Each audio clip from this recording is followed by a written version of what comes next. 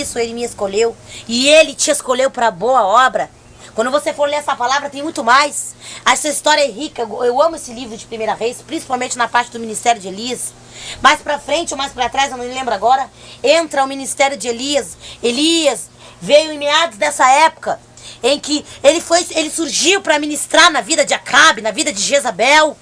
E olha, Elias teve que ter uma estrutura muito grande em Deus para poder pregar para aqueles dois, porque não foi nada fácil. Um homem covarde que não tinha força alguma.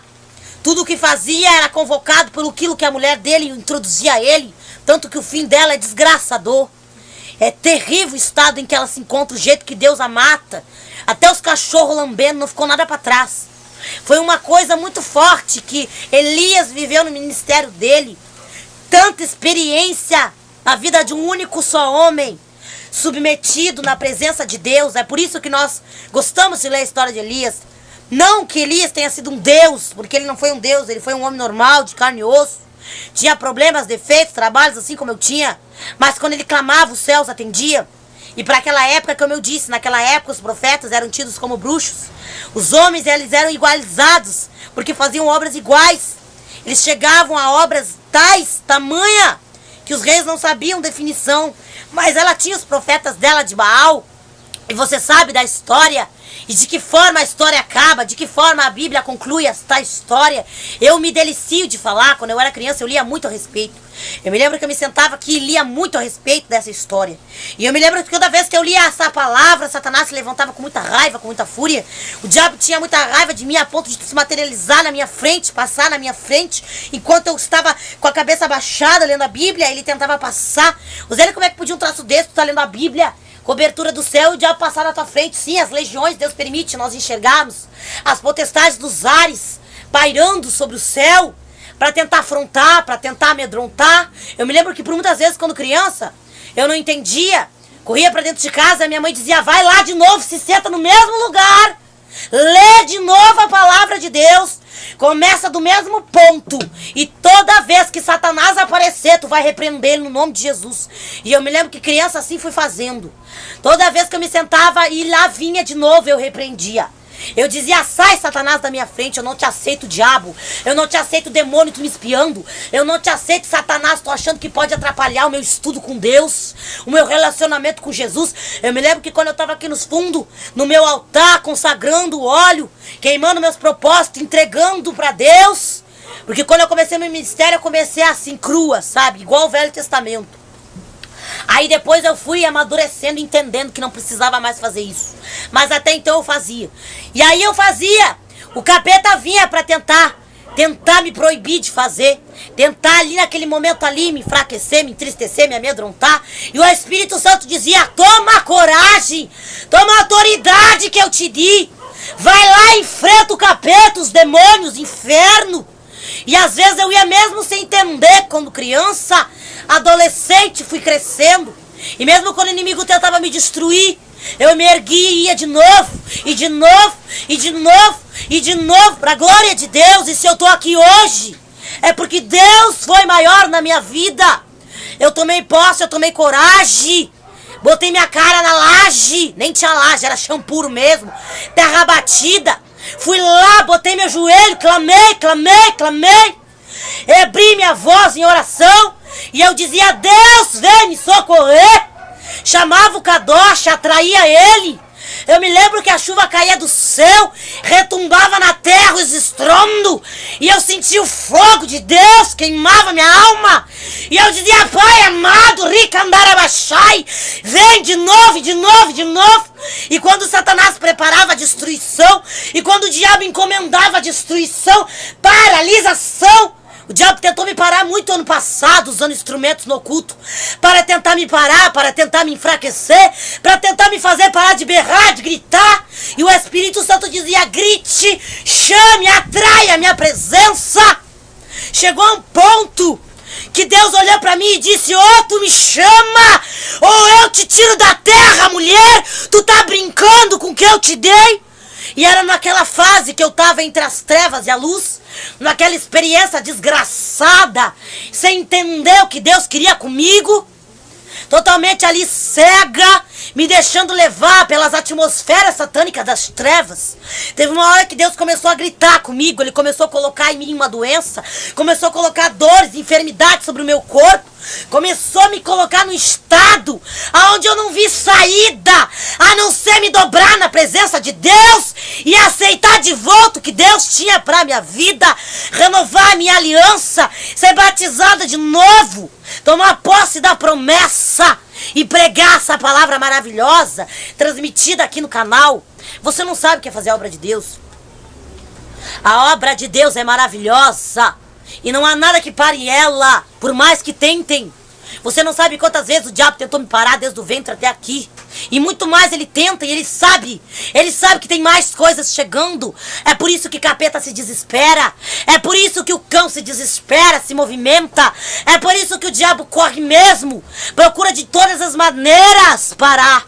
Mas quando Deus disse pra mim, Rosiele, tu vai gastar o celeiro do inferno, tu vai gastar o celeiro do diabo. Eu me lembro que eu devia ter uns 12 anos de idade. Quando Deus disse pra mim, tu vai começar a ler todo o Velho Testamento, foi quando eu me submeti, comecei a ler ali todos os 5 pentatêuticos, comer, me alimentar. Eu me lembro que eu comecei a sonhar com cadáveres, eu sonhava com demônios marchando como esqueletos sobre as estradas da cidade. E aí o Espírito Santo de Deus, ele falava a meu respeito, tá lá no meu quarto, pega lá. O Espírito Santo de Deus ia falando comigo a meu respeito. E ele ia me levando para uma dimensão absurda, espiritual, de uma forma eloquente. E eu falava para minha mãe e ela dizia, filha, isso é coisa de Deus.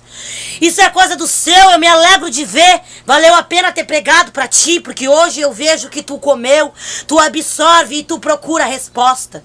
Eu me lembro que naquela experiência os céus começaram a me chamar. Eu tinha medo, de madrugada me levantava, corria para minha mãe. E eu dizia, mãe, Deus fica me chamando, eu vejo Rosiele. Ô Rosiele, eu achava que era o diabo me chamando. Pensava mesmo, claramente, Rosiele. Aí teve uma hora que o Espírito Santo disse, não é diabo, não é capeta, não é treva, não é legião. Sou eu que te chamo, minha filha, eu te chamo pelo nome. Eu te acordando para ter um encontro comigo, desde pequenininha. Eu ia pras madrugadas, pulava minha janela, me sentava aqui no fundo, numa cadeira, no sofá, onde tivesse pra sentar até no chão, me deitava num pedaço de pano. Ali eu olhava as estrelas, via a coruja passando, voando, via demônio voando, sentia a gloriosa, poderosa presença de Deus, e assim eu fui crescendo, me alimentando e comendo. Levava minha vela, acendia ali a Bíblia. Muitas vezes fiz isso, por muitas vezes, e eu me alegro com a minha infância que eu tive com Deus. Apesar de tudo na minha vida, eu sou grata a Deus porque eu tive uma infância feliz. Apesar das afrontas, das experiências, eu tive uma vida com Deus maravilhosa. Quanta criança nunca vai ter isso na vida, nem vai saber o que é isso. E as que têm, sejam agraciadas pelo que receberam. Porque é um privilégio ser escolhido desde bebezinho, ser escolhido desde pequenininho, desde o ventre da mãe, a fazer a obra do Senhor Jesus. Isso é lindo, isso é divino, isso é coisa do céu. E aí naquelas experiências que eu tava ali, o Senhor já ia mostrando pra mim, Ele já ia me dando detalhes de experiência, já ia me mandando registrar momentos. E Ele dizia, hoje você não registra porque você não sabe escrever, mas vai haver um momento em que você vai escrever, você vai guardar, você vai registrar e você vai pregar, você vai profetizar, você vai falar a minha palavra em muitos lugares. E assim eu fui fazendo, assim eu fui me alegrando no Senhor. Eu fui entendendo que Ele é a minha alegria, que Ele é a minha força. Eu fui parando de ter medo do futuro. Eu fui parando de ter medo de não ter alguma coisa. Eu fui parando de não ter medo, ou de não ter herança, ou de não ter isso, ou de não ter aquilo. Fui me entregando a Deus e perdendo medo. Eu não tive medo de perder obras materiais, bens materiais. Eu não fui tendo medo de não querer ter as coisas iguais às minhas primas ou aos outros, como as outras mulheres, porque Deus foi me dando o melhor, Deus foi me preenchendo no melhor. Nunca tive medo de uma promessa que dissesse pra mim que talvez eu nunca casaria. Eu nunca tive medo de uma promessa dessa. Ao contrário, eu sempre me doei pro Senhor, sempre fui a primeira a ir pra frente. O irmão botar a mão na minha cabeça, o pastor, e determinar ali vitória. Sempre o Senhor foi desgrudando do meu coração e me desapegando dessa terra, me desapegando de genética, me desapegando de relacionamentos. Nunca, jamais. Se tem uma coisa que o capeta tem raiva e ódio, é isso. Porque ele sabe que eu não abro mão. Não adianta ele fazer oferta, preparar caminho, enredo, enrosca, cilada. Eu não caio, Deus é maior. Porque Deus é bom. O diabo não presta. Tanto não presta que sabe que não presta. É compromissado, ele sabe que não presta. Por isso ele faz da vida de muitos uma vida imprestável e desgraçada. Eu conheço muita gente assim. Tem tanta coisa, mas não tem nada. Tem filho, tem família, tem carro, tem tudo, mas não tem Deus. É vazio, não tem Jesus, não tem presença, não tem mistério, não tem manto, não tem nada na vida. Não consegue nem falar em línguas. Eu conheço crente que não sabe nem o que é falar em línguas. Eu conheço crente que não sabe nem o que é ser batizado do Espírito Santo. Nunca foi na vida, mas é crente por muitos anos. Por muitos anos eu me perguntei como é que podia ter cantores, pastores, pessoas que pregam e não falam em línguas. Canta, não ministra, não fala em línguas. Deus me disse, sabe por quê? Nunca recebeu. Tem o dom, mas nunca se entregou.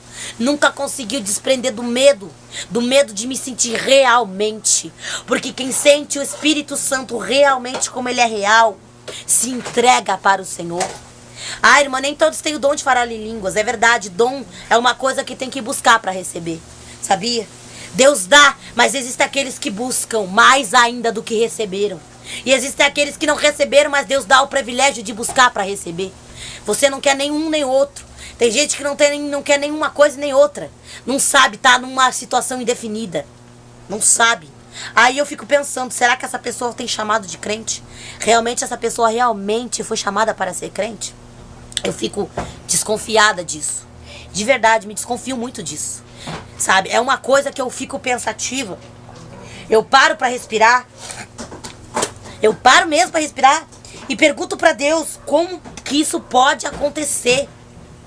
Como que isso pode acontecer com cristãos? Sabe, que se aconteça com ímpio, já diz, é ímpio. Afastado, não tem Deus, nunca não é afastado, nunca foi próximo. Por isso é ímpio. Mas o cristão, pelo amor de Deus, eu não entendo. Tem coisa na vida que eu ainda tô aprendendo. Eu ainda tô no leite, eu ainda tô no início de tudo na minha vida. Porque tem coisa que eu não consigo entender, sabe? Como que pode um cristão não falar em línguas? Não ter presença de Deus? Não ter experiência? Nem que seja chorando. Não ter experiência, não ter o sabor de Deus na sua vida. É uma coisa que me chama muita atenção de verdade. Eu fico curiosa de verdade. E fico orando e perguntando, pai, como é que pode um troço desse? Quando eu era pequena e via aqueles irmãos chorando, pulando, meu Deus, eu botava cuspe nos meus olhos pra poder chorar junto. Eu fazia isso aqui, ó. Eu fazia isso aqui que eu tô fazendo aqui, ó. Como você tá vendo, eu fazia isso aqui quando eu era criança. Que nojo, irmão, que nojo. Sério, gente. Aqui dá nojo de olhar, mas na hora pra mim não dava nojo. Eu botava cuspe no olho pra poder chorar com eles quando eu era pequenininha.